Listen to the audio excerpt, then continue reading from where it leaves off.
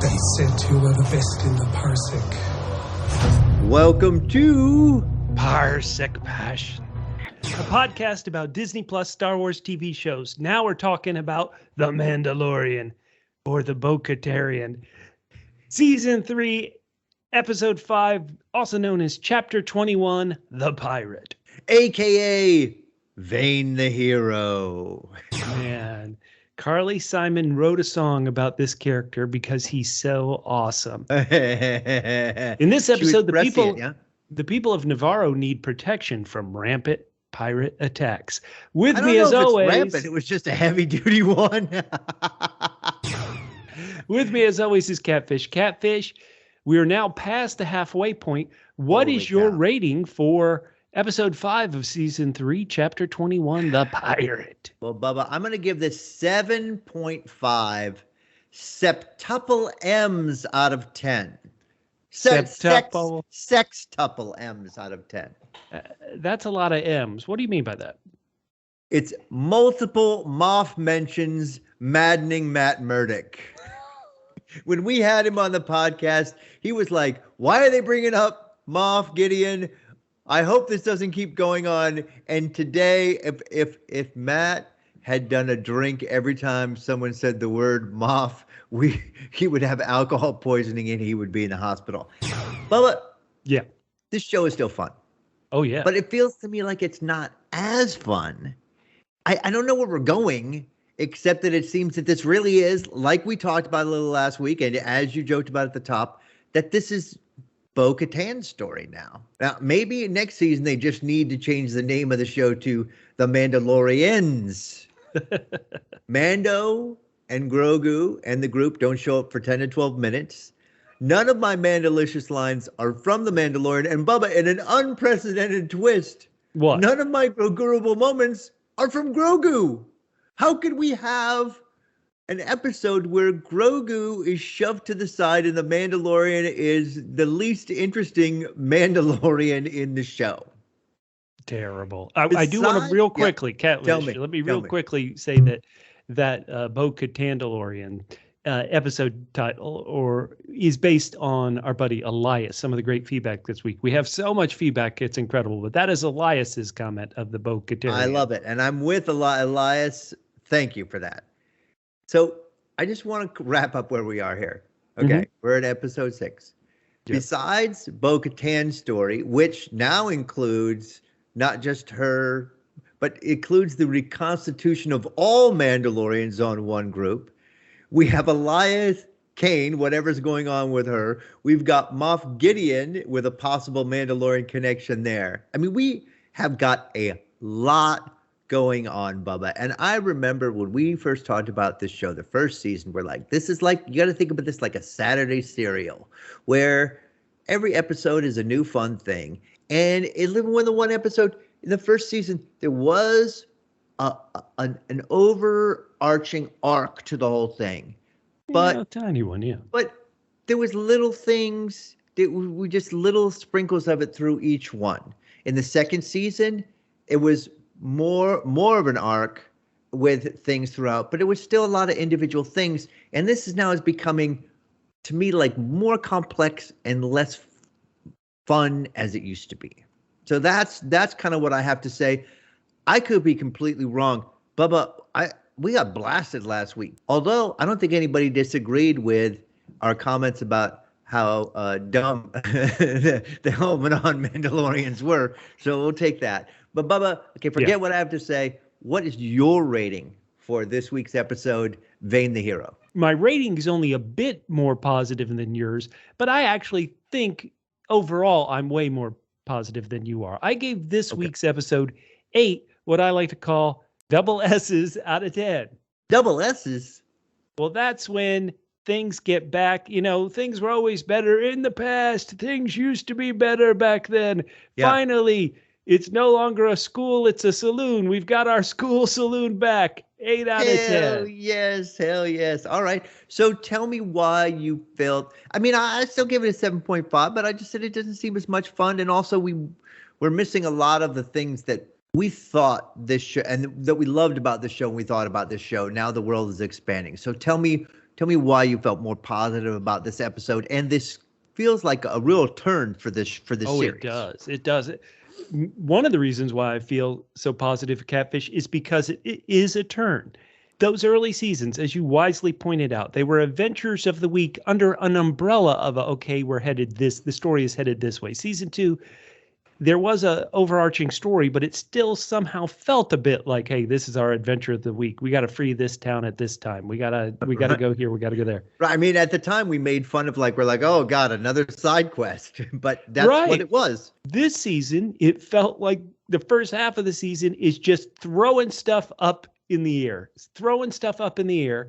And this felt like the episode where we start catching it and we start juggling and start doing something with these things we've thrown up in the air. So that's why I loved it. I thought the action of this episode, now I did get to watch it twice due to the timing of our recording. I thought the action, I liked it even more the second time. And sometimes I just have to pinch myself and think, this is a TV show. This is a weekly TV show. And you're getting these action scenes that would be fine in a major motion picture. And it's like, oh, this is just, we have one of these a week. And unless it was John Wick. Oh, yeah, that's true. That's true. But the body count actually always seems about the same as a John Wick film. We touched on Elia Kane and her treachery 2 weeks ago. Oof. Now it's back. It is pointed somewhere. I think the show could have only, that really adventure of the week, at a certain point, that would start to feel old. Okay. They're trying new things. I not all of them have been successful. We both thought last week had a bit of trouble in it. But even then, the rescue Ragnar from the flying beast, that was almost like the adventure of the week. And that was done kind of head-scratchingly. They're trying new things. I'm not going to punish the show for trying new things, even though I think you're right. It's not quite as fun where it needs to be. I think you can only go so far on Grogu's cuteness. How far you can go? Probably farther than they have gone. Disagree. Hard disagree on that. Every time we talk about the Grogorable moment, we're like, you could pick any of these moments. Yes, that's true. But I mean, overall. You've got to introduce more. We do have cute things happening in this show. It's just Grogu is a typical actor complaining about, I'm carrying this show. Can I have a week where I, don't have to learn a phone book of dialogue? And they're like, all right, Grogu, fine. You can chill out and do nothing this week. And so 8 out of 10, it's not my highest. My highest of the season was that crazy Dr. Purging episode, which so many people had trouble with.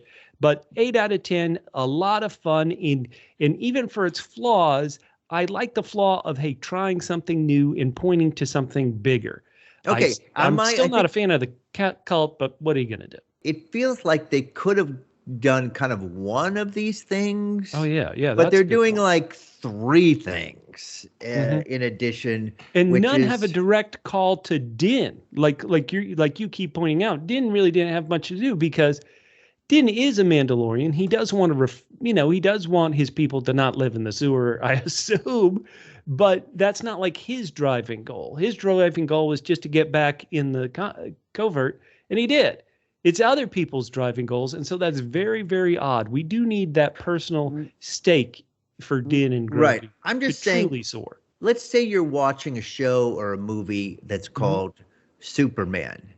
And in that show or movie that's called Superman, we end up learning how Batman creates the Justice League of America.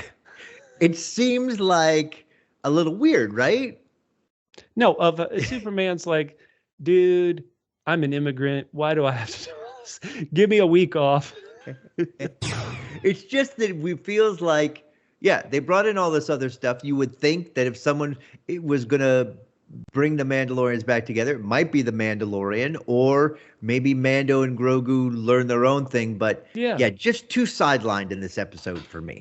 Hey, we're both we're both saying this is good and fun. I mean, even Catfish 7.5 listeners, we want to know what you think. The way you do it, repeat it with me. You reach out to us on social media at PHQ. That's the word double, the single letter P for podcast, HQ for headquarters, at PHQ on Twitter, Instagram, Hive, Facebook.com/PHQ. If you're on YouTube, you go down in the comments and make yourself heard. I need you to write comments down in YouTube. Don't be like Din and Grogu and take the week off. Go down there and give us some Give comments. it to us. We want to hear your thoughts. They're just certainly as valuable as ours are. Catfish, before we get to news, I want to offer one correction. I was so excited about seeing my Apple Store buddy Ahmed Best in last week's episode that I said that he, as Jedi Kelleran Beck, he and Grogu in Order 66 as they were escaping, I said they took off from Coruscant and Padme's ship from Return of the Sith. Revenge of the Sith, excuse me. But it was actually Padme's ship from Attack of the Clones. Oh, boy. And obviously not the one that blew up at the start of the movie, but the one she flew around with Anakin when they went to Tatooine to find Anakin's mother Shmi's body, and then to Geonosis. You might assume that would mean that the ship belongs to a Naboo senator. And of course, the Naboo senator at the time of Order 66 was Jar Jar Binks. So really, Jar Jar could have saved Grogu by saying, hey, boy. Jedi Master, take a me ship. So there you go. Apologies for that correction. Bubba, I am so glad that I'm not the only one that had to make a correction this week, because my correction last week, this is my correction. You very rightly noted that we try to stay away from politics, but I sometimes you'll say something or I'll say something and the other person's silent and people will assume, well, they agree. Right. So I just want to make my feelings very clear on something you said. Okay. As far as I'm concerned, if you're a Whig, you can F right off. Catfish. The Whig Party brought us Van Buren here in the United States, I think. Not sure. And I do want to point out. Screw you, Whigs. We do try to stay away from politics, but I gave that little caveat. Like, we try to, but I'm going to mention, these Mandos always have violence and they don't do anything. And we in America sometimes have violence and don't do anything. And so we had a comment on Facebook from Crail Schroeder, who was like, your instincts were right before injecting politics into the show. So Crail, we apologize. We try not to do it too much. I was just trying to show trying to come up with a real life example of something maybe as ridiculous as those Mandos living by the deadly lake and the dangerous air. And I apologize to you as well, Crail, unless you're a dirty Whig. Okay, let's get to news before we break down this episode as we love to, Catfish. Let's do it. Now, these things aren't announced. So we've talked about in the past about how the guy from The Leftovers, Damon Lindelof, also the TV show Lost and the HBO version of The Watchmen and that kind of stuff, how he was going to write a Star Wars movie, but that was never announced. But it was kind of leaked and the press found out about it. Then the press found out, he left that Star Wars movie that he was going to write. And now, once again, it's not officially announced, but the press is leaking that the creator of Peaky Blinders, a gentleman by the name of Stephen Knight, will be the one who's going to write this next Star Wars movie. Catfish, what do you know about Stephen Knight? I look at his credits, and the one thing that stands out to me is that he wrote Eastern Promises, a great film. Oh, that is a great film. But any other thoughts on Stephen Knight, or do you have any other thoughts about the next Star Wars movie where there are all these leaks, but they all seem to say, the next Star Wars movie is going to be this, and then that falls apart? Well, but this is not the first time we've talked about a Star Wars movie that wasn't even this Star Wars movie about Damon Lindelof. So I will believe this when they start shooting it. Oh, wait a second. Now I'm thinking about Solo, a Star Wars story. No, I will believe it when they finish it. No. Now I'm thinking of Batgirl. I'll believe it when I see it in the theaters, Bubba. Wow. You have some faith, do or do not. That's what they're saying about these. That's what Kathleen Kennedy says to all these people pitching movies and writing movies. She's like, do or do not. There is no try. You can't try to make a Star Wars movie. You got to do one. I will say this, is that this is such an engaged community, and there are members of every engaged community that take it a little far, and I feel like you got to really believe in something strong, because you're going to take flack no matter what you do. People don't like it if it's too close to the old movies. They don't like if it goes too far from the old movies. It's tough to. They don't like it if Grogu doesn't do enough in an episode. You got to get. Well, that's absolutely right. Hey, once again, we want to know what you think at WPHQ YouTube comments. Let's roll, and let's roll into Chapter 21, The Pirate. Arrgh. Now, on Nevarro, we're kind of starting an episode without Mando. We're going, this is Mando somewhere else. We're focusing on our boy Greef Karga, and he's in a city planning meeting, Catfish. What do you think about this? I mean, this city planning looks less fun than the Mando's training for battle. But, more organized. Give it that. It's more organized. It's more organized. Everybody go on the beach and just find somebody to beat up. Decide you want to go to a slap fight, you want to play tiddlywinks, whatever. But he does seem to have a passion for it for him, which is good because he's going to be able to completely redo the town once this episode is over. He's not going to have to say, well, this is here, but this could get in the way. No, the only thing left is the school bar, really, that's standing here. School saloon, double S, please. I don't know why I noticed them so much, but he's having this meeting planning the city there on Nevarro and the settlement there on Nevarro. And he's talking to these two people who don't have any lines of dialogue themselves. And looking at them, I thought, these two people won a contest to appear on an episode of The Mandalorian, or sometimes it's one of those things like whoever donates this money to charity, you win a prize and you get to be in an episode. Because these people, they didn't look like actors. I loved it. And they didn't react too much when, oh no, a pirate ship showed up, Catfish. Ooh, man, that pirate ship. Bubba, Greef says pirates? As if it makes no sense that the pirates would be there and that he wasn't expecting them to come back after he just wasted 4 poor pirates who were just thirsty for some elementary school booze. Excuse me, Catfish. Yeah. You missed some of the cutscenes from that. Magistrate Karga, the cape salesman, is here. Why would a cape salesman be coming here to me? I don't have cape. Oh, I'm wearing a cape. Oh, okay. Yeah. A bit shocked. I do want to say I love the design of this awesome pirate ship, the Corsair that flies over the town. The townspeople, they've gotten pretty used to running and panicking at the first sign of trouble. Well, he goes and looks outside. People are already kind of running. They're like, "Ah, hell with this. Let's just get out of town." Bubba, I had a funny thing here because I was like, well, this is kind of funny but weird. I mean, Greef usually he's not a bumbler, right? Let's say that.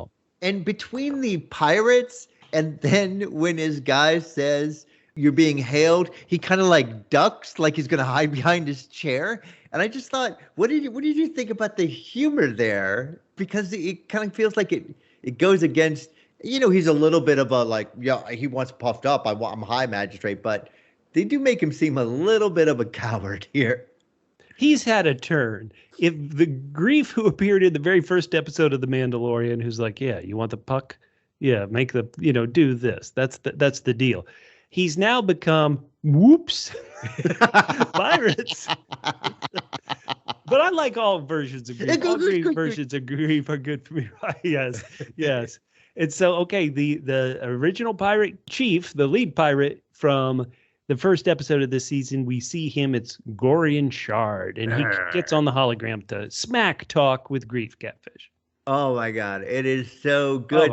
And Greef. He may be scared and a little cowardly, unlike the original Greef, but you got to give him this. He has no shame. No shame. He will lie. Greef defending his behavior. He shot first. No, he didn't. If you watch that episode, the pirate Vane, who's got the little kind of Cockney attitude and voice, he didn't shoot first. Greef, you shot first. And then he's also doing this ridiculousness about, hey, we're part of the New Republic, and the Spinward Patrol passes through here regularly. Literally, he should say, I've got a Death Star here. Be careful. I mean, he has no shame, Greef. I love it. Oh, but Gorian is not buying any of that BS. And I love it. At the end, right before he hangs up on him, Gorian says, don't hail me again unless it's to surrender. And I wanted Greef to say, hey, man, you were the one who hailed me. Like I'm bothering you. You hailed me, bro. Listen, this is when you call up your ex-girlfriend and you're like, leave me alone. Stop calling me late at night. What do you mean? No, I'm obviously being silly. But these pirates, I want to say this. It's a storytelling, 101, you would think. Yeah. But if pirates are going to be bad guys, they have to do bad things. the pirates in episode 1, they were like, hey, we want to drink in the school, which is admittedly terrible, but they didn't just walk into the school and drink. Like, let them do something terrible so you dislike them. Here, they were not playing around. They're just like, you know what? You killed 4 of my guys. I'm going to blow up your damn town. This is what villains need to do to be villainous and to make the audience hate them, Catfish. Yeah, there's no warning. There's no hide. They just open up the gun doors, and those turrets just start blasting suckers. Again, the only thing they're protecting is the bar, the school saloon. But one thing you got to give it to Greef. His chicken crap robot says, all right, well, we got your escape pod. And Greef's like, no, I'm not going anywhere. I'm going to protect people to town. And he tells them to go to the lava flats. That's where he tells people to go. Well, that's what the robot's telling people to go. And I wonder, lava flats, is this like where you go if you show up on Nevarro and you're like, well, what's a touristy thing we can do? We'll go to the hot springs at the lava flats. I really think this is some property Greef is trying to unload. He told Mando, he's like, God, I invested in these lava flat, the Glengarry lava flats. Mando, you want them? People run for the safety of the lava flats. He's like, look, the only thing you need to do with the lava flats is free to buy, but you have to pay like $250 fee every month. It's not to me. It's not to me. I pay it to this guy, but you'll just be taking over my monthly fees. So we go to a new planet, Catfish, the planet Adelphi. And I wrote in the show notes, I went, the tropical beach planet with palm trees. And I'm thinking, why didn't the covert, settle here? No, they go to some planet without any trees and deadly creatures. And so we're on a Y-wing, an X-wing, a base of these Rangers and troopers. Cool, man. What I love is, as we always do, is we watch the subtitles. Yeah. And for the introduction of this scene, the subtitles said, in parentheses, psychedelic rock playing. No, that was not in any way, shape, or form for psychedelic rock. Maybe it was a little alien folk. Oh, yeah. Well, I think, especially when you saw the one X-wing, or I noticed it with the net over it to like hide it from bombers and stuff.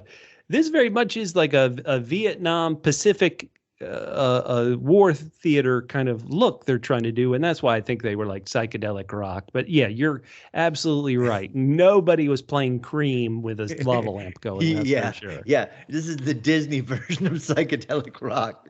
We should point out an Easter egg that blew up the internet when this episode was released. Everybody who's a fan of the animated show Star Wars Rebels has been waiting for their characters. They've seen Ahsoka Tano show up in live action. They've seen Bo-Katan show up in live action. And here, this alien known as Zeb talks to Captain Teva there at the bar. And Zeb was a huge, crikey, an Aussie or a Kiwi-voiced alien known as Zeb, who's there in live action. I thought this was some great creature work. Once again, this is like a weekly TV show, and they can have good aliens like that, which are wonderful.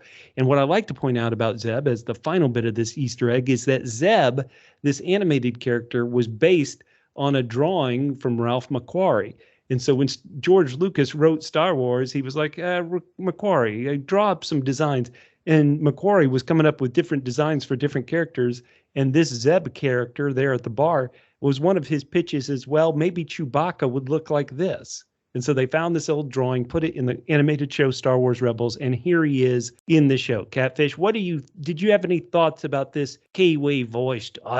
That's a terrible thing there at the bar. That blue alien. Was he Kiwi? Was he Aussie? I don't know. Little Aussie, yeah. Actually, listeners down under, and we do have downloads in New Zealand too. Let us know where the accent's from. It's from that region of the world. Real trick, bro. Well, this guy was good. When Tev told him about what was happening on Nevarro, Zeb took it pretty easy. He's like, oh, too bad. I really thought Nevarro was going to make it. It's like, oh, well, easy come, easy go. Another drink here, mate? Yes. And Catfish, you and I both have noticed a trend of that happens here on Mando. If somebody's in mortal danger, we'll get to them. Last week, what was this? Ragnar gets taken by a beast. You know, guys, sometimes tomorrow we gotta help out old Ragnar, or he's in deep trouble. Here, Greef sent a hologram message to Captain Teva. He's like, "You said you'd help me in the past. I am currently being bombed by pirates." Captain Teva's like, "Dude, you know what? Don't ask for permission. Ask for forgiveness. Grab a bunch of these guys and go save them." I mean, by the time you fly all the way to Coruscant and back, everybody in this town's going to be dead, dude. Come on. Then he's got to go get the Mando. I mean, after that, I know there's plenty of time to flit around to get help to save Nevarro. Nevarro will be fine. The pirates are lazy. They only bomb 2 hours a day. I mean, Captain Teva, he really should have gone to a campfire like the people did last week and be like, "Oh man, that's really tough. I'm gonna have to get some help for him. But first, let's have a campfire. All right, everybody, take off your flying helmet." But no, he goes to Coruscant, and we're seeing how these story threads, these things that I said were thrown up in the air, they're starting to come down, and we're starting to juggle them. And he goes to see Colonel Tuttle. What are your thoughts on the SNL Chicago Improv alum Tim Meadows, Catfish? I mean, first of all, I mean, he's really been elevated. He's a four dot colonel. Oh man, what's it going to take to get that fit? Well, I don't know. Yeah, I mean, the most you put on there is 6, right? I guess 4 dots pretty good. I think for him to get a 5th one, he'd have to give a crap. He doesn't really appear to give a crap about much. Well, you know what? He should have said, "Oh, show me this hologram." He doesn't even bother really watching it. "Hey, we need help." He should turn it off. He should have said, "Man, I really thought Nevarro had a chance. Drink." I mean, this is what he does. Teva's like, "Oh my God, you got to watch this hologram." He turns it on and it's like, plays 3 seconds of it. He turns it up. He's like, "I get the gist. It does sound concerning." He turns it off.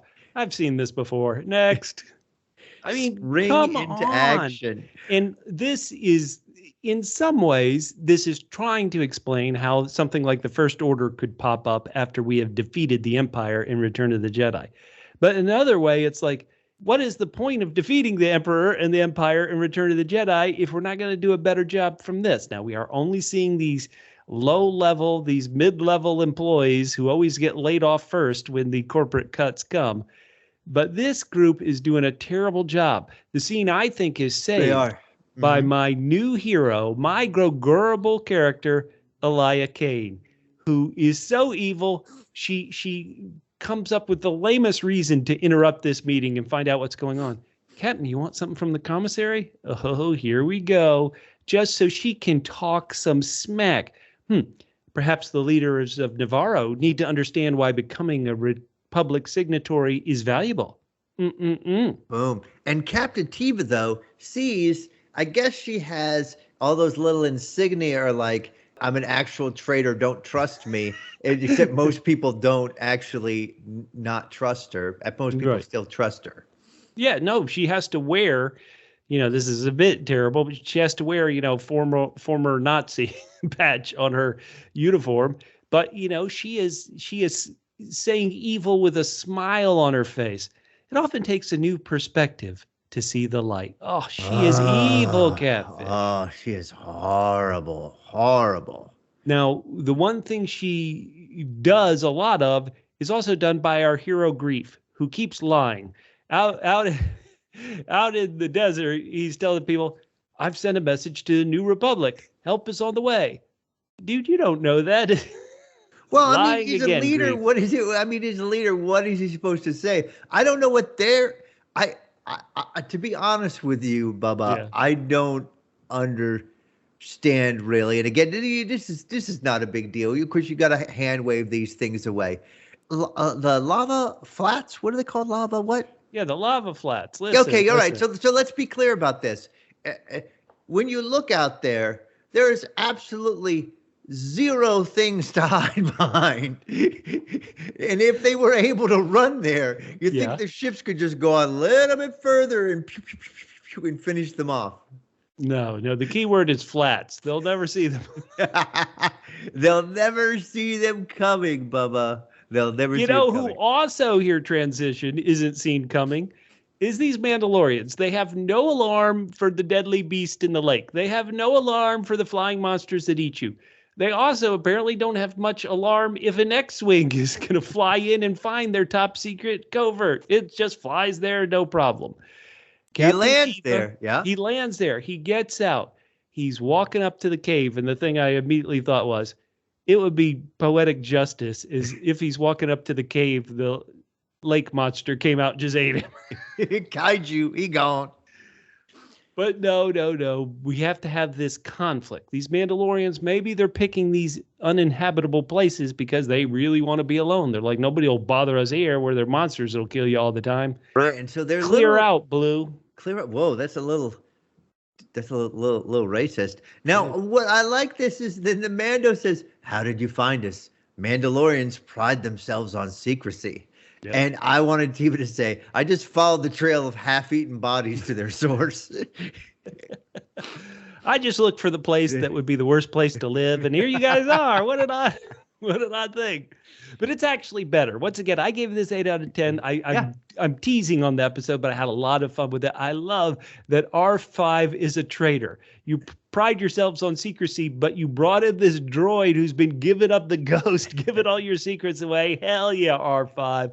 Love it. I love it. And then again, Mando says the entire covert will now have to relocate. What a sad state of affairs. They found the safest place in the world to live, and now they got to move. Right. He's like, the entire covert, minus the 12 who've been killed by these monsters, will have to relocate. How are we going to get new beskar if everyone lives? Now, Mando, sometimes these things are hard to remember. So Mando is like, hey, Captain Teva cut me a break one time. I've got to be good to him. Captain Teva did save him in season 2 from those ice spiders that were attacking and going to eat him and Grogu and Frog Lady on the ice planet. But Captain Teva really didn't help him too much. If you remember, they're like, okay, we killed all the spiders. He's like, are you going to help me repair my ship so I can fly away from this ice planet? And they were like, no. So Captain Teva, not the nicest dude. But no, Captain Teva, I don't remember things very well either, Bubba, as you well know. But didn't Captain Teva also kind of let him off one time when they were in space? Yeah, they pulled up along. He's actually had a million run-ins with him. He pulled up alongside him one time in the N1 and is like, hey, I don't see any registration for that starfighter. And then Mando just floored it and flew away. That was in I think the Book of Boba Fett, or maybe, I don't know. And so, yeah, I mean, these guys keep crossing paths. And as much as we tease Captain Teva, he does deliver the message. He's like, hey, you like Greef Karga? Here's his hologram. My boss didn't want to see it. Now you can watch it. But to be fair, yeah, his boss watched more of it than Mando did. Well, that we saw. There was a cut. He could have watched it. You're right. He could have, but he's like, all right, I believe you. I'll think about it. So you're saying you didn't even need it? He could have just said, hey. He's like, it's someone, if you said to Mando, hey, Greef got attacked by pirates, yeah. I think Mando would have been knowing the history, Mando would have been less surprised than Greef was that it happened. Like, of course they attacked them. We wiped out 5 of them. Hey, now, whoever holds the conch shell gets to speak. But in this case, whoever holds the hammer gets to speak. And Mando stands up, and he's trying to convince his clan, his tribe, we got to go fix. We got to need an intervention. Right. Anybody else want to speak? And so, hey, I should point out before I get to Paz Vizsla, he's like, listen, we can live in the light, not on the deadly lake and deadly air planet. What do you think about that? He says, and our children can feel what it's like to play in the sunlight, to feel the warmth of the sun on their helmets. And Bubba, I thought they have plenty of sunlight where they are. And I think I would pitch more the not getting eaten by monsters bit, But I'm upset Mando didn't say, and we can stay on the lovely lava flats. Here, look at this brochure I have. Look at this. It's free up front. Now, the condo fee, though, is a killer. HOA fees, yes, they're brutal. Yeah. Now, Paz Vizsla, who's kind of always been an antagonist to Mando. He grabs the hammer. He gets to speak. You're thinking to yourself, okay, we've heard the pro. Now we got to hear the con about helping out. So what did you think about Paz Vizsla pretty much ripping, saying all the reasons not to go? Remember how they killed us, destroyed our home in the sewers, and made us live in the sewers? Guess what, guys? We should go. This is the way. What do you think of this inspiration speech? Just imagine one guy in back who's like, yes, what? He's like, he had me right up until the end, and then somehow he lost me.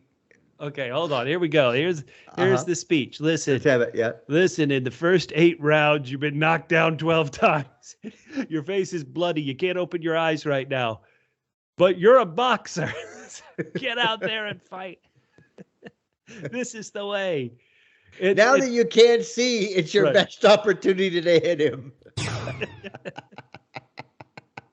So, Catfish, it's time to go. We're going to get to the big action, please. I love it. And it's time to go back to Nevarro. And in Nevarro, we see the school saloon is open for business. And I got to be honest, I have nothing against schools, but did you see this was a great location for a saloon? You got a great vision, you got a great window on the town square there. I mean, that's a great, the school can be anywhere. Come on, man. I've always been in favor of it being at least a saloon, if not a saloon / school.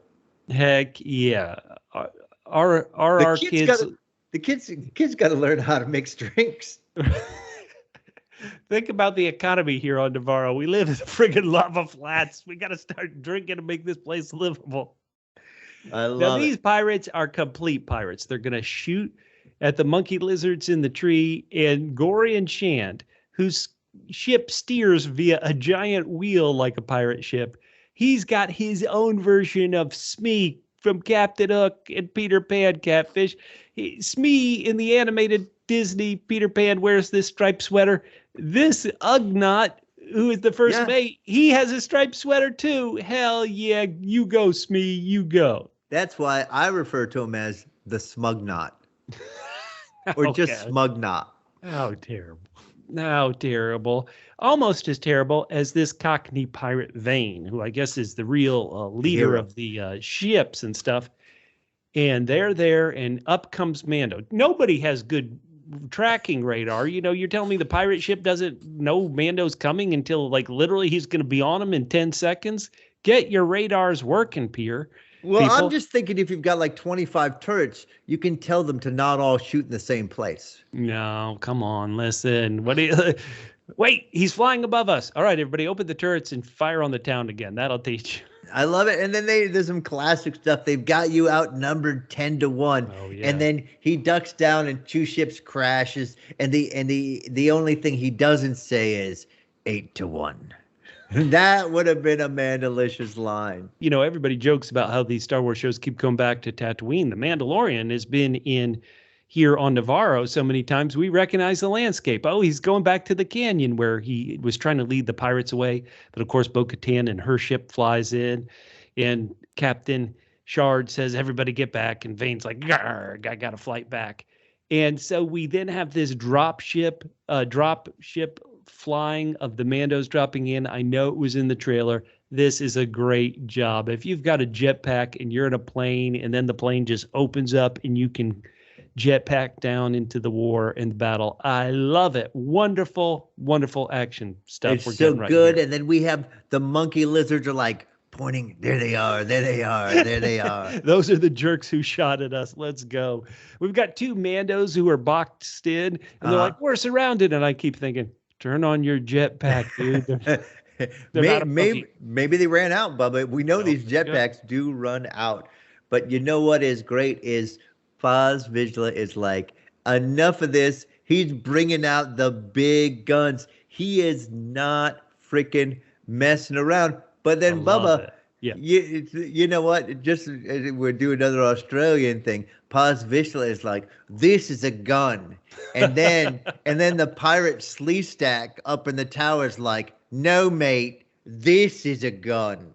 Love it. And you put the note in here. The guy who's up in Greef's office with the awesome turret gun, He doesn't care. He's just going to kill everybody.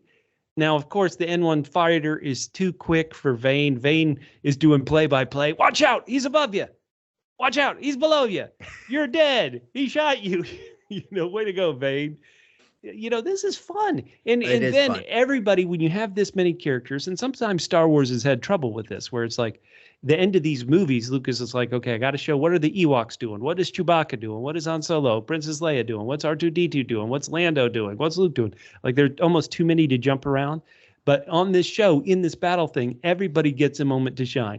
And when they have that great low shot where the armorer's hammer is the first thing you see at the frame, oh my God! You just know MC Hammer is like, it's hammer time. Let's go, baby. That was incredible. She has been hammering for decades, and her hammer game is strong. When you have a hammer, every problem looks like a nail. Oh man! And so. Now they're firing now. Okay, move forward. Now that they got rid of the s3e stack firing at them from above, and they chase them, and they're running out of town. The rest of the bad guys, and who do they meet? The coward townspeople show up at the last possible moment to have claimed that they were involved in this battle. But what happens, Bubba? They showed up almost too soon because. Oh, right. Here comes our boy again after we see a Mando surfing down on a ship. It was so good. And then we've got Gorian Shard. Now he's just like, I'm just going to take everybody out. Let's just shoot everybody. This way he's only got one engine left. Mando says to his fellow, to Bo-Katan, he says, shoot out the last engine. So good. Vane's like, later, I'm out of here. Bye, guys. Right. Smugnalty is freaked out. That Bo-Katan gets the last engine, and this huge, huge ship crashes right next to the city, but doesn't affect one part of the city. Oh, got so lucky. This pirate ship didn't just destroy the entire town. Boom. But you know what Magistrate Greef is real excited about? What? Nowhere near the lava flats. Still prime real estate, completely good. And Magistrate Greef Karga, he's great because he's like, welcome to Nevarro. Any place you want to live is yours. You know what? Get back in your sewer. Now, Bubba, we called this episode, a.k.a. Vane. The hero is Vane, the lesser Bane. Yeah. He flies off. And so we don't just see people fly off and never see them again. We had Moff fly off, and apparently he's back. So what do you think the deal is with Vane? Okay, so these are online rumors, people. They probably are not true, but maybe get around the truth. So there are 2 more Star Wars TV shows coming in the year 2023. There's going to be Ahsoka, and we all know about that lead character. But the final show coming out this year is called Skeleton Crew. And the only thing we know about it is they describe it as having a Stranger Things type feel. And so people are trying to figure out, well, what is it? And some of these spies say, oh, it's about a bunch of kids in school, Star Wars world, but they're in school in the Star Wars world, and they're chased by pirates. And so people are saying, this pirate Vane escaped. Will he be one of the people chasing the kids in Skeleton Crew? We know Vane has a problem with schools and children, so it's a perfect plan there. How do you feel about Vane? Do you like him? Once again, he didn't get to do enough evilness for him to truly be a villain. He kind of failed at everything he wanted to do. But what are your thoughts on the cockney pirate Vane who escaped? I mean, again, I really do think he's a knockoff of Bane, who was like 10 times cooler. Oh yeah, and they mistakenly got rid of him. That is horrible. He needed to live on. But listen, even though he's only a tenth as cool, he's still cool. He grew on me. I love his smirky attitude. I'm down for seeing him some more. All right. Well, Skeleton Crew, will probably get the old Mando slot of December of a year. You know, Mando used to always come out in December, and now it's coming out right in what I would call Emmy season, where all these shows are debuting because they're trying to be eligible for this year's Emmy. So we shall see that coming up. I should point out that Greef did have a callback joke when he introduced himself as Magistrate Greef Karga, and his droid said, "Hi, Magistrate." Finally, he and the got town's like, on the townspeople are like, ha, ha, ha, ha, ha. This blowhard's always been calling himself Hi, Magistrate. We remember. And another Easter egg, listeners, if you love Star Wars Easter eggs, one of the places that Greef Karga says this new Mandalorian clan can settle is Bullock Canyon. And Bullock Canyon makes everybody who loves Star Wars think, well, this is a little Easter egg throwback to the person who played the very first Mandalorian on screen in Star Wars, Jeremy Bullock, who was the actor inside the Boba Fett suit in Empire Strikes Back and Return of the Jedi. So nice. And he passed away recently. So a nice little tribute to him. So, our mission of the week, save the city from these evil pirates, is wrapped up, Catfish. But we have two little codas to this episode, both of which are interesting, maybe head scratching, maybe frustrating to people who don't like Moff Gideon. But the one that I thought was the most shocking was this scene back down in the sewer where the armorer wants to speak to Bo-Katan, and the reveal here is kind of crazy, Catfish. What do you think? First of all, I love it because they're like, you got the whole lava flats, it's all yours. And the armor's like, no, you know what? I want to be somewhere comfy, aka I need my triple D.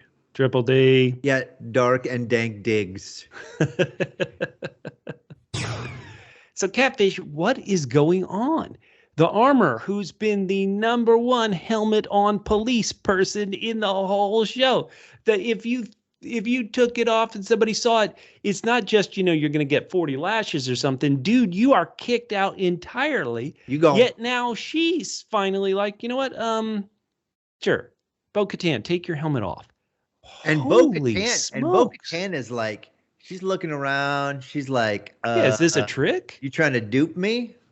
Yeah. And it is so good. So she pitches what we were talking about last week. We brought this up last week because of our brilliance. Yep. And I think I want to say my brilliance, but I'll say our brilliance. Okay. It's that together, the armor's idea is we need to get the helm. It's not that we're going to take our helmets off, but we need all Mandalorians together, helmet on and helmet off, kicking ass and taking names.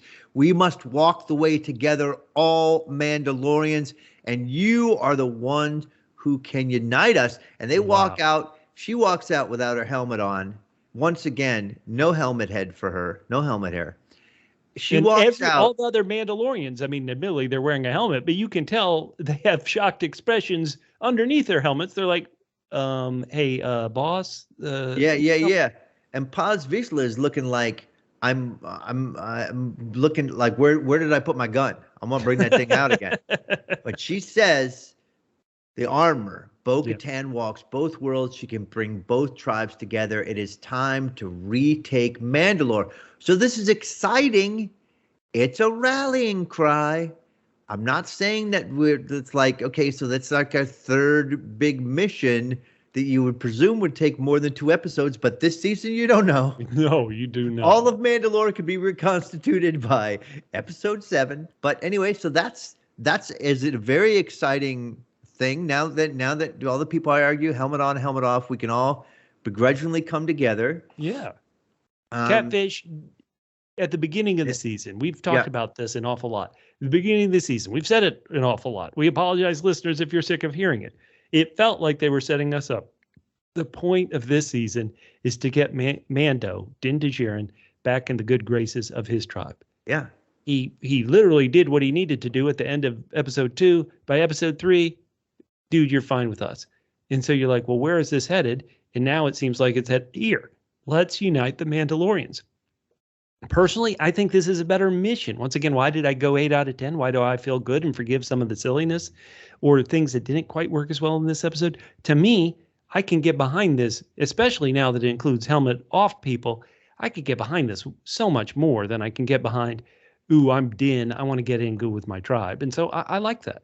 No, I do too. But what I'm saying is now we either have 3 episodes to achieve this, or we'll only partially achieve it, and then we achieve it next season. It's a weird time to introduce this concept at this point in the season. All right, well, let's go on to the next thing, which is yet another piece of information that is going to change everything. So Matt Murdock, our musical analysis person, Double M Matt Murdock, is going to hate this. But you mention it, Catfish. You take a drink every time somebody mentions Moff Gideon. He never faced trial. He didn't go to trial. Whatever happened to old Moff Gideon? Captain Carson Teva, as they're flying around, he comes across an Imperial ship that's, blown up. It's junk. He calls it into a person he actually saw him. I mentioned that scene of Mando shooting out in his N1 and getting away from the X-Wings when he had the new fighter in Book of Boba Fett. The person he was talking to in that scene, he's talking to here, where the guy's like, Chief, Captain, it's a missing craft in the region, but the details are classified. Ruh-roh. Teva sends out a drone, like I've kept sending. Nobody sends a drone to Mandalore to see if these things exist. Now, by the way, just know this is a different tack than Captain Teva took before. Before he was like, I'm going to go through all the channels. I'm going to do this whole thing. This time he's like, oh, classified? Let me investigate further. And so, Catfish, here we go. He's tired of all the red tape. Somebody has taken Moff Gideon. They could have helped him escape. They could have grabbed him because they hate him, whatever. Obviously, it feels more like they got him and helped him escape. And whoever did it used beskar in his escape. Ooh. They're Mandalorians who somehow, despite Moff Gideon being part of the forces that destroyed Mandalore that caused that, what was it, Night of 1,000 Tears? I forget what they called it, but are there Mandalorians supporting the next Imperial? It sure feels like it is. And how in the world is Bo-Katan going to unite all the tribes of Mandalore if some are pro-Empire? Well, what if this was her crew that abandoned her because she didn't get the Darksaber, and they're just like, we just need cash. We're on our own now. What a great idea, Catfish. What an ultimate betrayal that would be. You're saying this is Bo-Katan's crew, who we saw her with her when we first met her back in season 2 of The Mandalorian. If they've said, lady, you don't have the Darksaber, you're kind of a mess, we'll get this Imperial. He knows how to lead people. He knows how to get stuff done, and we'll join with him. Wow. Actually, Catfish, that's a brilliant idea. Oh, my goodness. I love it. All right. Well, we'll see. We will see. So that's what we have for next week. We're 5/8 of the way through the season. That is so good. And Bubba, now we've got some of these moments that I talked about. We'd cover every show, but they're very different today.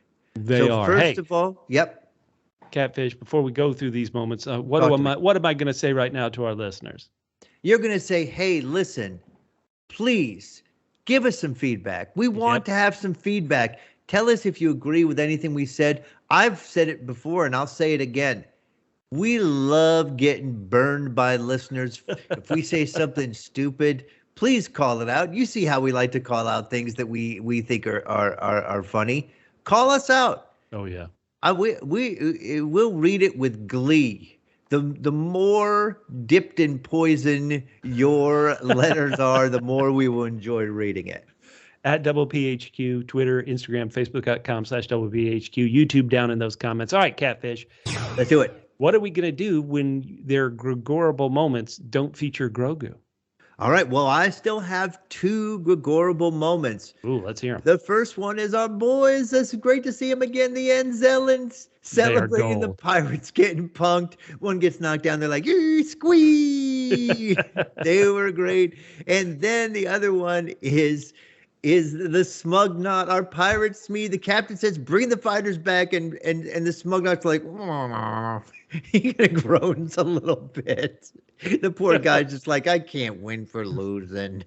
Let me say, those Anzellans, to make up for it, next week, how about just an episode of the Anzellans and Grogu? That would, sweetness, cuteness overboard. Just Grogu chasing them around for 30 minutes. Oh, yeah, that would be. How many can I hug in a half hour? That would be incredible.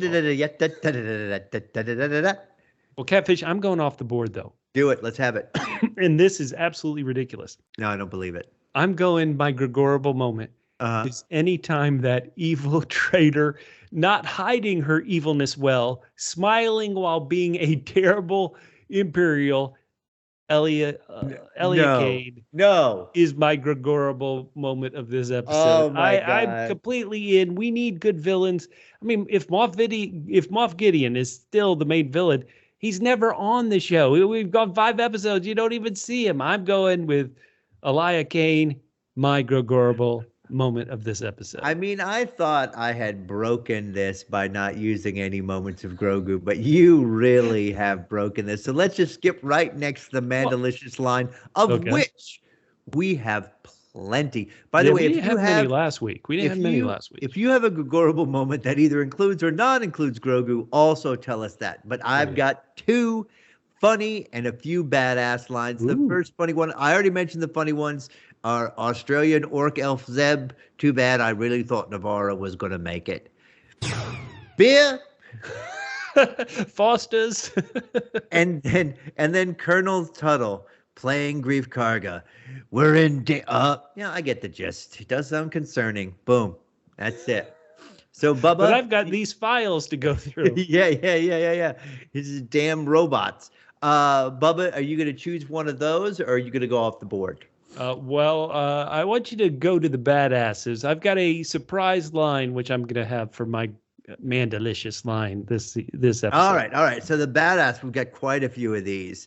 Is Gorian Shard talking to Greef? He's like, "Whoa, there's something wrong with my eyes. The voice sounds like Greef Karga, guild master of the Nevarro hunters, but all I see before me is a pampered nobleman dressed for the pomp of his wedding feast." Oh, snap. Drop the mic, Gorian Shard. I love it.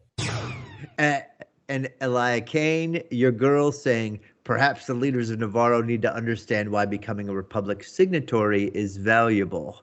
Ooh. Shortly after that, Captain Teva says to Elia, you and your sort didn't see the light. You were captured.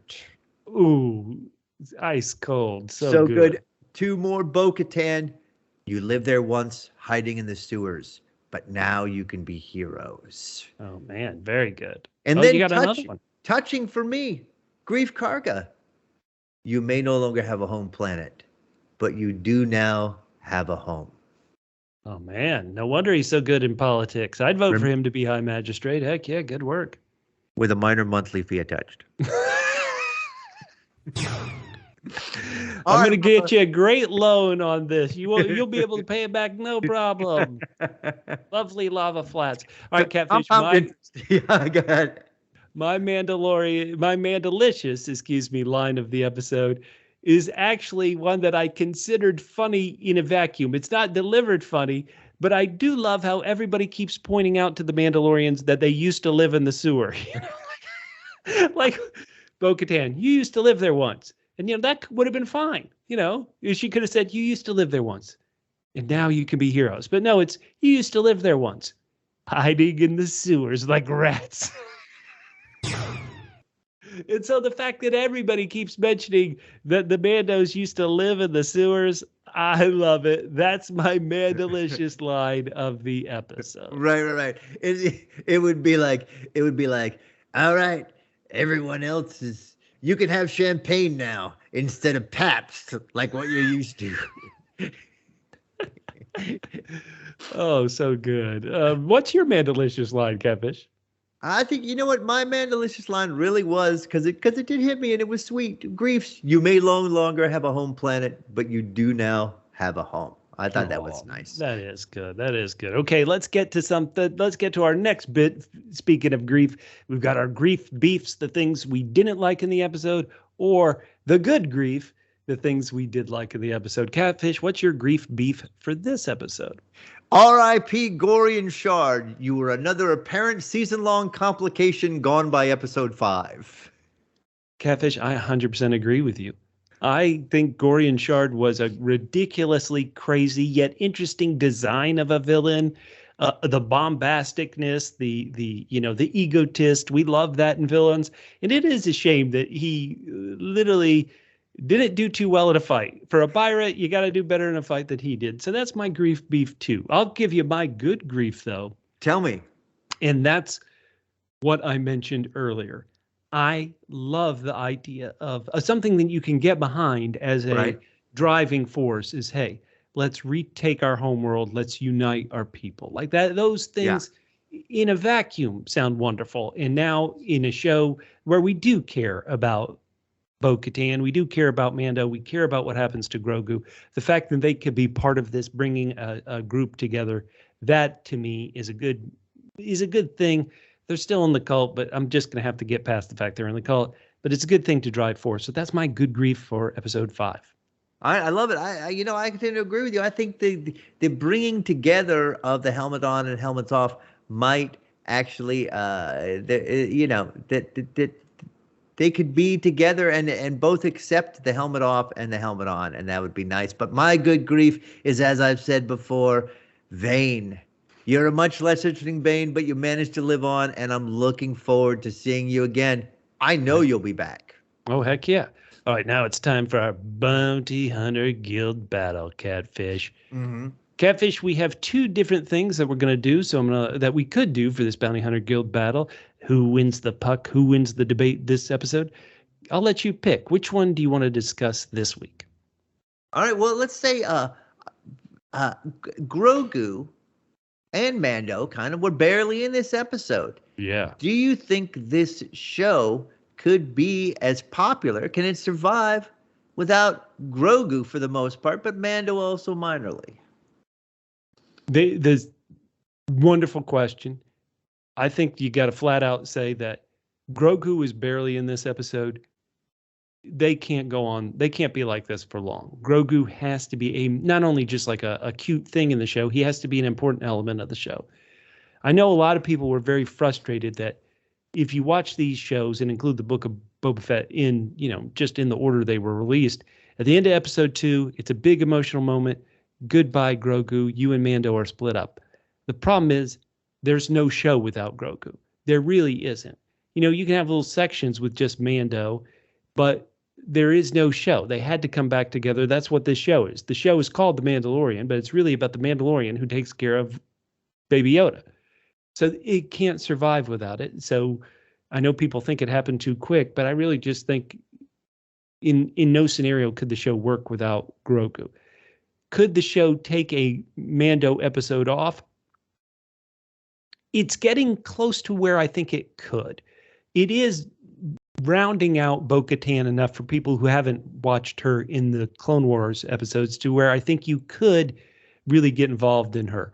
I think you could find a way where you could even do a show just with Greef or just with Captain Teva investigating what happened with Moff Gideon. I think you could even do an episode where you really focus on Gideon and what does he want? What is his goal? Why is he seemingly so focused on Grogu? I think you could do that for one episode, but not much. People, for a character who never takes his helmet off like Din Djarin, the audience loves him. And so I think you could get away with maybe one episode without both of them. But if like episode 4, The Mandalorian was really about Bo-Katan and not Din or Grogu, there's no show. It doesn't work. That's me trying to tackle this as best I could. What do you think? Well, I don't know what their overarching plan was, and I'm guessing they had one at the beginning of this show. They had a few seasons mapped out already, and I don't know how much. And of course, obviously, they shot the whole first season before anything was shown. Oh yeah. So they didn't. Yeah. It's not like a regular TV show where you're only like 4 behind, and so as it goes on and you see the audience reaction, you go, oh, okay, let's accentuate this character. Let's whatever. They can change things in TV show. I mean, famously in Breaking Bad, the original idea was for Jesse Pinkman to die at the end of the first season. Yep. So I don't know what their long-term plan was, but for me, what I loved about this show was Mando and Grogu growing together. And so, great point. Although I'm supposed to disagree with you, I'm gonna battle you by going even more in your direction than I said. Grogu doesn't need to just stay cute, but they need to grow together. And I feel like any growth on Grogu's part this year, there's been zero growth on Grogu's part this year. And so that's what I'm saying. It's not only do you not have to keep him cute, but let's see them grow together and become something together, and Grogu learn and Mando learn. And I felt like we're getting much less of that this season. And that's just why it's not as much fun for me. Catfish, I'm just going to focus on it. Your point that they need to grow together, and that's what the show really is about. You said it better than I did. You said it correctly. That's what this show is. That's what the show needs in episodes like this, even though I'm very bullish on it, when they don't really grow together and are almost extras to the plot. Really this was, Din was the reason they went to Nevarro. But other than that, it could have been any Mando flying a ship and blowing up those things, right? And so, yeah. So they do need to be a bigger part of it. Listeners, we've had our say. We generally feel the same on this Bounty Hunter Guild battle. So we both win the puck. Isn't that great? We're like Greef. We both have a home now here on the Lava Flats. What do you think? At WPHQ, let us know. Catfish, there is somebody who is definitely going to be upset that Moff Gideon is back. And who is that? That is our quintuple M. Oh, wait, now he's quintuple M. Okay. No, he's do you remember these? M, but he's bringing the quintuple M. This is Matt Murdock's Mandalorian musical analysis. Take it away, Matt. Lots of great music in this episode. There are things that we've already covered this season. There were little snippets of Bo-Katan's theme in there. There was a nice new theme for the pirates, but because it appears to be that the pirates are now a one-off, I'm not really going to address that too much. There was good stuff from the main theme. There was good stuff about the Mandalorian culture. All of that we've covered already. I want to talk about something we didn't cover. I have mentioned it, but we haven't covered it yet because it has appeared in a second episode in this particular season, and that is the theme for Coruscant. We first heard it in episode 3, of course, with the Pershing and Kane story, and it sounded like this.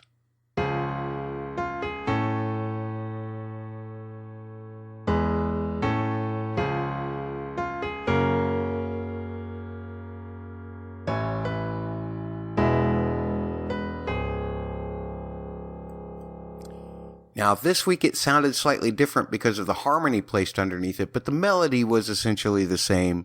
And I want to take just a moment to examine that melodic shape.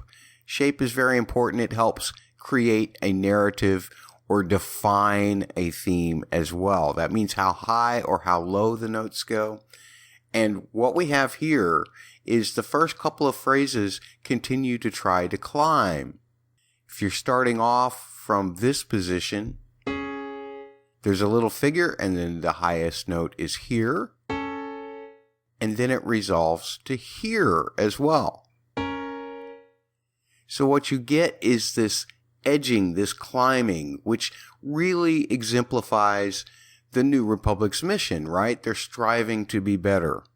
You might also notice that the harmony underneath most of that felt very regal, very normally happy. There was lots of major chords in there. Majors tend to make us feel happier. Minors tend to make us feel sadder. But there's something very interesting about what happens this week. Let me play for you the way it was played when Blue was going in to request help.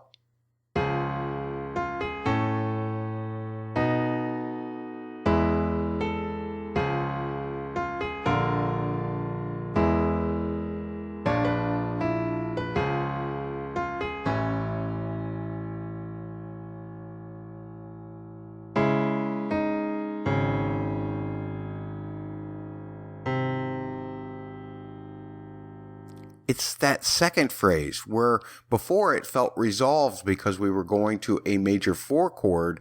Now we have all of these weird chords happening underneath. First of all, we move to an entirely different spot and we start to tonicize what we call the 6 chord instead of the 4 chord. A 4 chord feels centered and based, and you don't need to know these numbers, but a 6 chord always feels like it needs to go somewhere. And instead of actually going somewhere, he uses what we call tritone substitution. what tritone substitution does is it throws everything off kilter because it's a symmetrical progression. We don't like symmetry in our harmony. I'm talking about this part.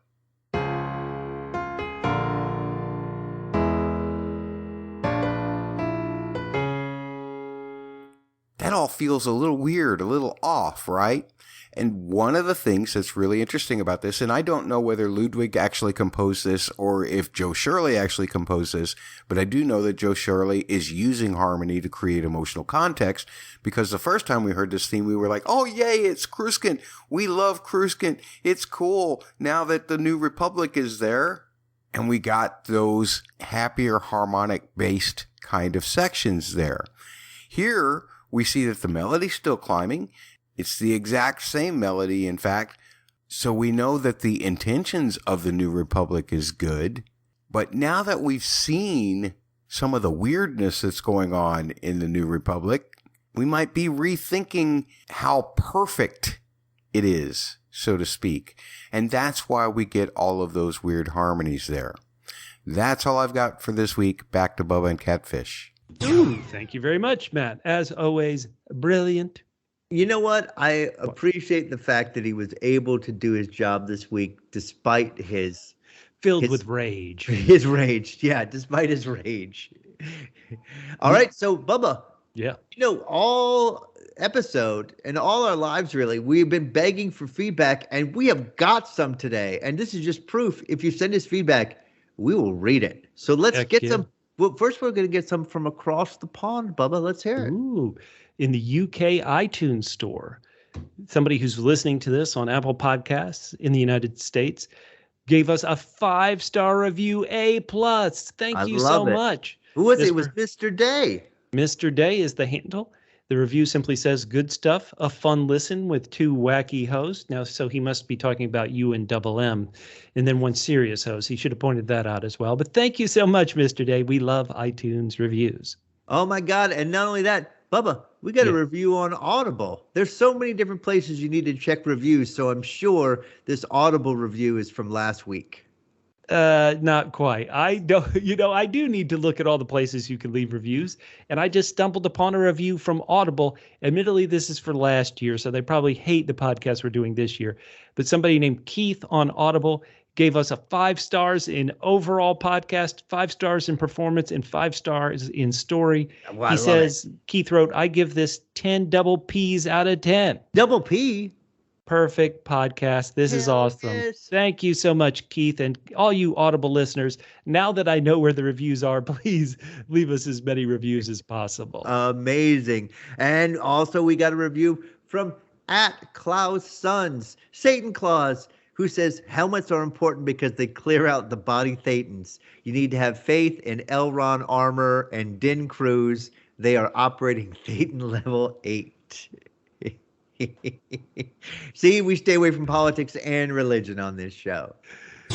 All right, Bubba, so you put out a little a poll about this episode of your thoughts on the whole Mandalorian season 3. Yeah, so if you are with us on social media on things like YouTube or Twitter @PHQ on Twitter, or you go to our YouTube page and click on the community tab. I did put out a poll just literally a couple hours ago, so there aren't many results, but I simply want to know our listeners' thoughts on the Mandalorian season 3.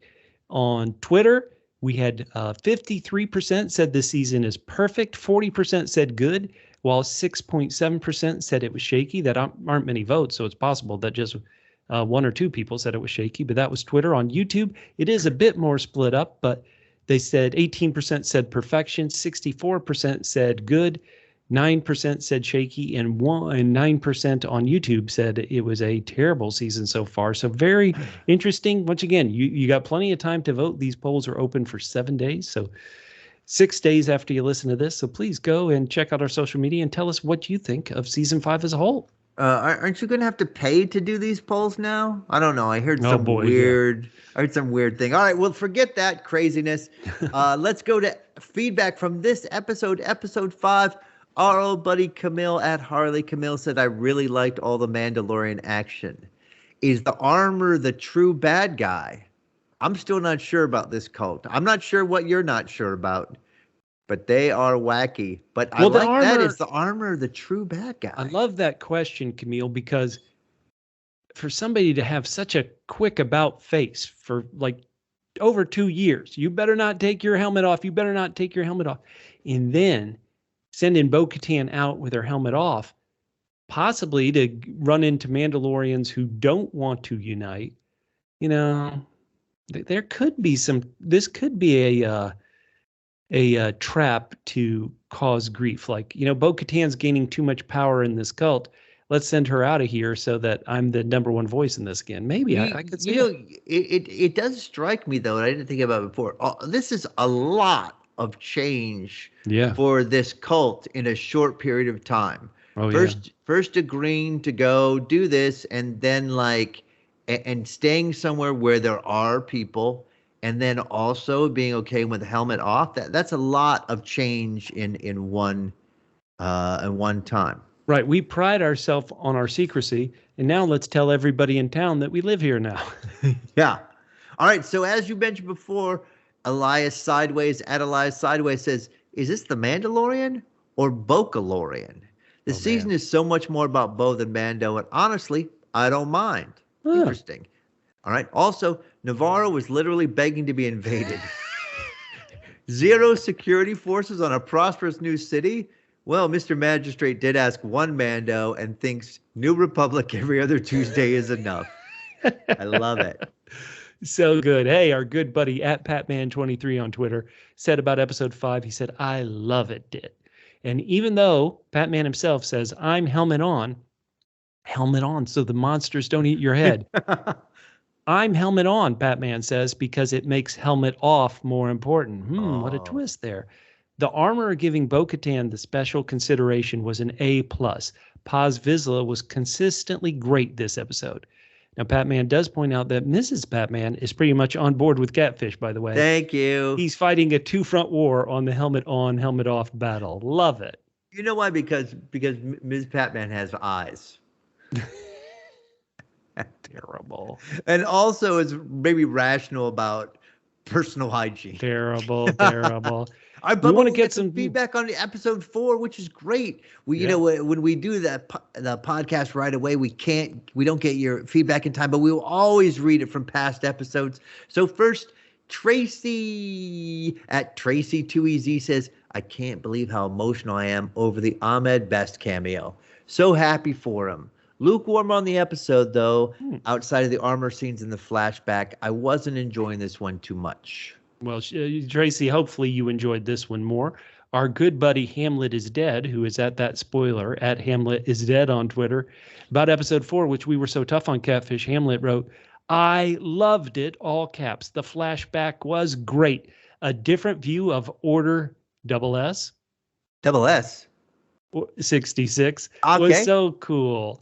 Although I have to think that 4 Jedis should be able to beat 5 clone troopers. Well, I really feel like 1 Jedi should be able to be 5 clone troopers. All right, and on YouTube, we've got some feedback from Jermaine Legraverand. Happy I am not alone in thinking this episode wasn't as good as the rest of the season so far.